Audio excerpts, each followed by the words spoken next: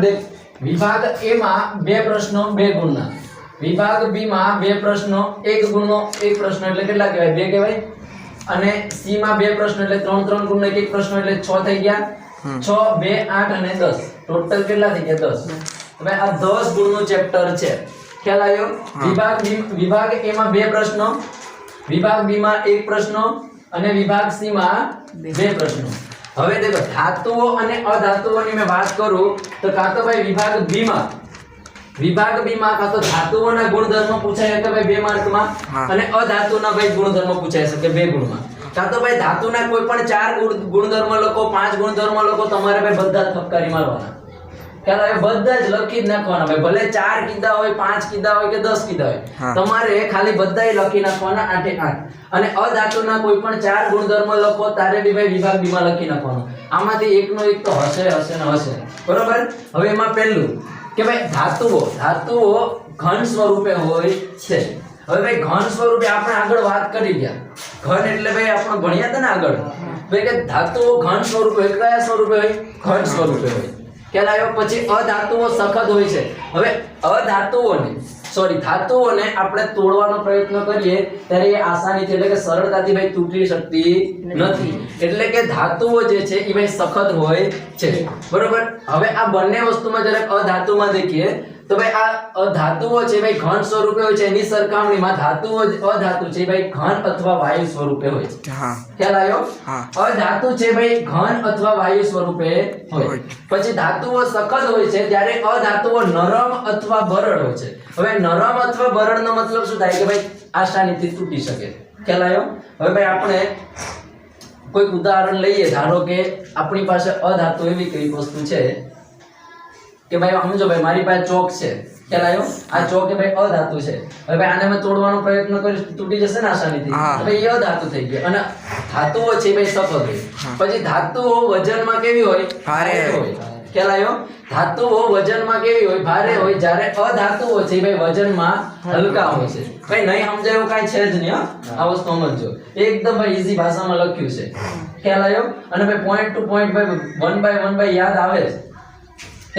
પછી ધાતુઓ ભાઈ ચળકાટ ધરાવે છે જ્યારે અધાતુઓ ચળકાટ ધરાવતા નથી આ નથી ભાઈ ફૂલ ટુ બરોબર પછી કેટલીક ધાતુઓ છે એ ભાઈ રણકાર ઉત્પન્ન કરે છે એટલે ભાઈ ધાતુઓને જો ધાતુની સપાટીને એકબીજા વચ્ચે જ્યારે આપણે અથડાવીશું ત્યારે ભાઈ રણકાર ઉત્પન્ન કરે છે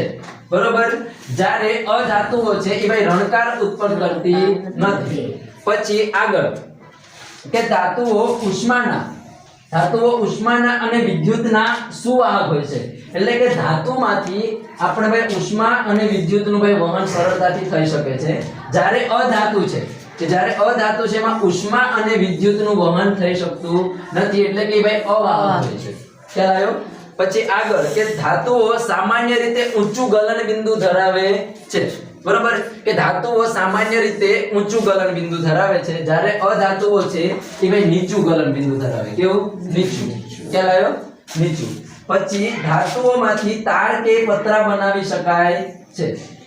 અને અધાતુમાંથી તાર કે પતરા બનાવી શકાતા નથી બંનેના ભાઈ 8 છે યાદ રાખને હવે ચોપડીમાં છે ને બધી ડિટેલમાં પ્રવૃત્તિ આપી છે એની દરેકે પ્રવૃત્તિ ભાઈ મેં કરાઈ નાખી હતી પહેલા ખ્યાલ આવ્યો કે ભાઈ ધાતુઓ ઘન સ્વરૂપે કેમ હોય સખત કેમ હોય બરોબર પછી વજનમાં ભારે કેમ હોય પછી ચળકાટ કઈ રીતે ધરાવે તમને મેં તે દિવસે પહેલા સમજાવ્યું હતું બરોબર હવે ભાઈ પ્રવૃત્તિમાં નથી પડતા ભાઈ એક્ઝામનો ટાઈમ છે એટલે તમારે આ વસ્તુ યાદ રાખવાની પહેલું ભાઈ ધાતુઓ ઘન હોય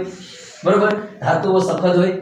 પછી ધાતુઓ વજનમાં ભારે હોય પછી ચળકાટ ધરાવે ધાતુઓ પછી ધાતુઓ રણકાર ઉત્પન્ન કરે પછી ઉષ્માન અને વિદ્યુતના સુવાહક છે પછી સામાન્ય રીતે ઊંચું ગલન બિંદુ ધરાવે પછી ધાતુમાંથી તાર કે પતરા બનાવી શકાય બસ આટલા એના ભૌતિક ગુણધર્મો વેબ ગુણમાં પૂછાય ભાઈ આવડે ધાતુના